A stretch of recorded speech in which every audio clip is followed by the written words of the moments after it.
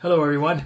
Welcome to a new week of Take 5, where we're taking 5 minutes of Jesus' words in the Sermon on the Mount, and we are listening to them, and we're seeing what sort of relevance they might have for our life today.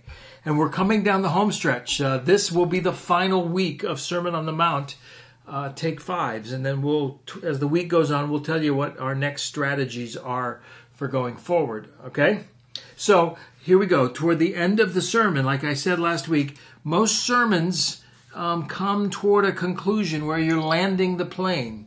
And as you land the plane, you're calling for some decisions, whether it's intellectual decisions or a faithful decision or an action decision. That's what Jesus is doing here at the end of his message. And so today and tomorrow, the call for the listener is to be careful that you are not deceived by false teaching, and then be careful that you're not deceiving others. Well, we'll get there. It's where he talks about false prophets. As I was reading this section, and I'll read it to you in a minute, it made me think when I was a new believer in college at Kent State, one of my early heroes, was a guy by the name of Walter Martin. Walter Martin wrote a book called Kingdom of the Cults, and in a very clear way, he would take what the scriptures taught historically and compare them to different Christian cults, and he would basically show why this cult and that cult and the next one are all incorrect, and I sort of loved it. This passage is a similar sort of sense in saying, be careful that you are not being swayed by false teachers. Well, let me just read it, and then we'll talk a little bit about it. Jesus, as he's concluding his sermon on the Sermon on the Mount, here's what he says.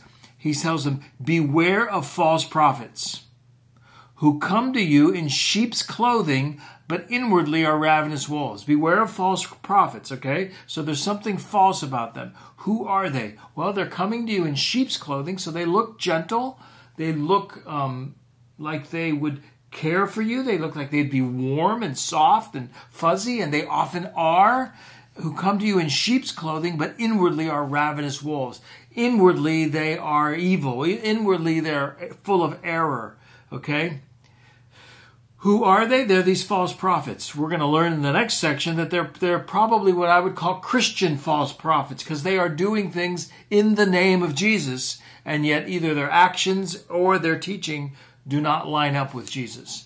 Beware of false prophets. It's true today. Be careful. Not everyone that names the name of Jesus is necessarily a orthodox, legitimate, a Christian teacher or follower. There's a lot of both literal false prophets. I mean, we've got a lot of what I would call Christian cults today who name the name of Christ, and there's other stuff out there that's just not very good, not very accurate. Beware of them. Sheep's clothing, inwardly ravenous. How do I know them? Here's how you know them. You will recognize them by their fruits. Watch them. Watch the fruits. In a second, we'll ask what the fruits are. But here's what he says. Are grapes gathered from thorn bushes or figs from thistles? No. You look at a grape, you look at a grapevine. You want an apple tree? Yeah, look at an apple tree to find apples. So every healthy tree bears good fruit, but the diseased tree bears bad fruit. A healthy tree cannot bear bad fruit, nor a diseased tree bear good fruit.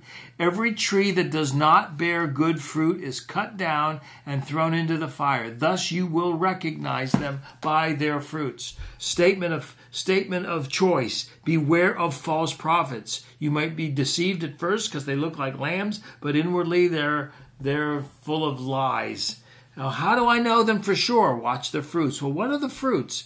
I'm going to say the fruits will be one of two things.